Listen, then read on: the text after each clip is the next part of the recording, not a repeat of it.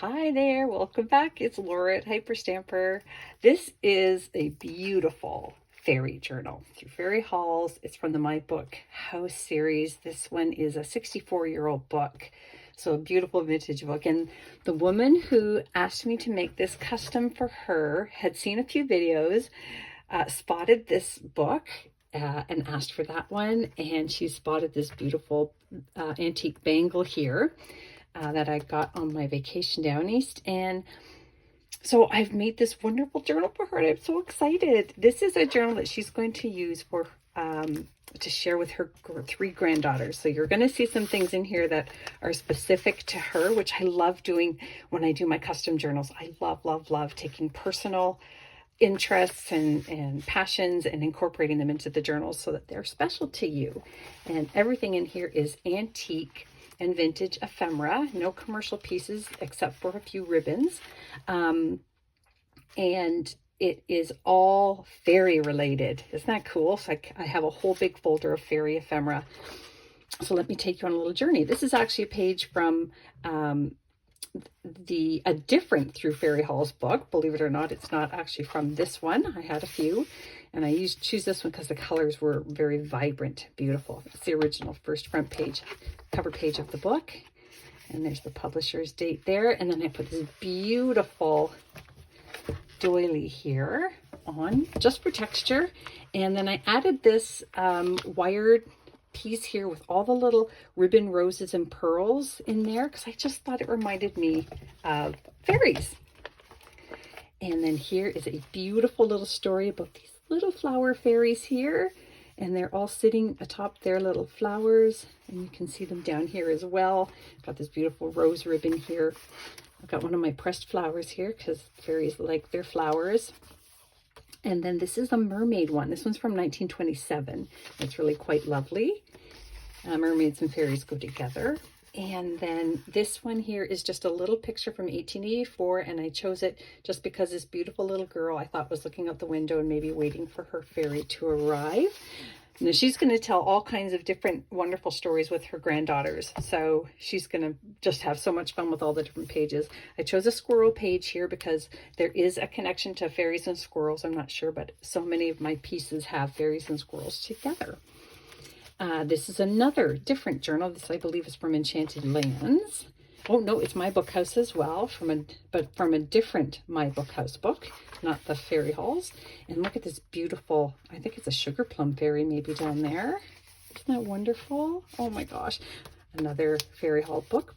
There's like 8 different books in the series, and each one seems to have a fairy story in it. Now this is some lavender that I actually picked and pressed myself, and it does smell beautiful. I just thought that was pretty. Nice purple fairyish colors. That's from a little book about elves. That's part of the cover of the book. This is from the 1920s, the Fairy Fair, and look at how they spelled fairy.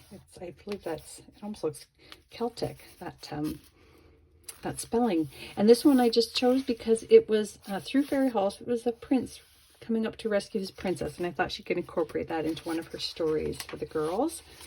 Just some trim here I thought matched that. This is from the 1800s, and it is stunning, but you have to see this. It's beautiful.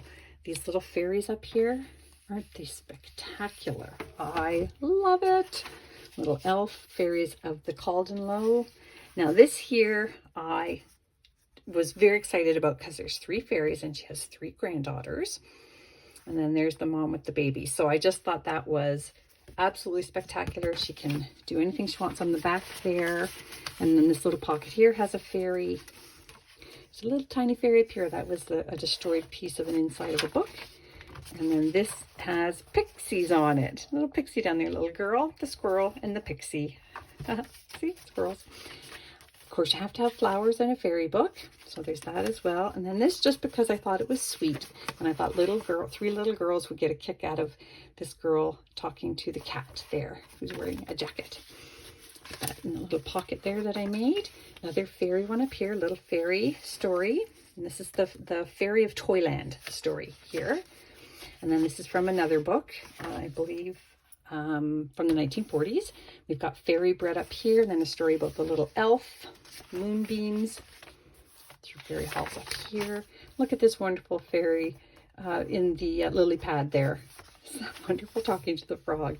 And in here is a almost 100-year-old postcard. It's actually from Bermuda, but doesn't that look like somewhere that fairies would want to live? And there's a little thing on the back there, a little note from the person who sent it. I love it. I think it's so fun. And this one is a fairy palace in Western America. Maybe she can incorporate that into her stories where the fairies may visit or live. More enchanted bugs here, and a little story about a fairy forest down here. And they make their own fairy forest, actually. Fairy music story. That's great. This is the back page of this book. The castle. I thought she could have fun with those stories. And again, just another really sweet page, maybe about children writing and telling their own stories. Isn't that great? And then you can see some children here for the last 100 years have written and drawn on the pages like we used to when we were little. Look at this from the 1920s in a very rare bright red printing. A little fairy in the tree there, the butterflies, fairy down here. And of course, you can also call these little bunnies here by her granddaughter's names, and maybe that's her reading them a story. Another, we've got 1, 2, 3, 4, 5 fairies on this page here with mushrooms. So wonderful. This is just the back side of that page, and I love it because they're two little maids who are gathering together in a field. Now this is from the 1800s. It's one of these beautiful marbled inside pages, and I just loved it. And I thought it was so pretty it needed to be in this fairy journal. This is from the 1940s here, just a bunch of elves, and I wrapped that around. And then I had to have a castle in there, so I put this beautiful castle from England in there. Now this is my favorite piece because of the connection to the woman who's buying this journal and her 3 granddaughters. So I just loved it. Stories told by pictures. And then we've got over here the little mushroom people. Isn't that great? And then this was pulled out of a school book on different words to use. And there's a fairy and an elf. A little princess here. And mushrooms. That is from the 1895, actually, Demarest's Family Magazine. And then I put the names of her granddaughters, because there's 1, 2, 3 fairies there, and I loved that. 1895 here. Another wonderful Through the Fairy Halls page. Look at all the fairies here, and the gentleman fairy and the mushrooms, and oh, I just love it. Sorry, I get very excited about my fairy journals.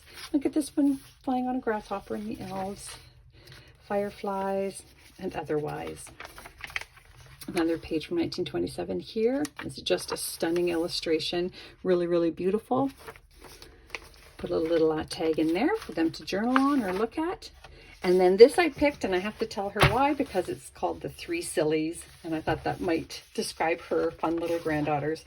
So I hope she loves it as much as I loved making it. Now it's caught on my Chantilly lace.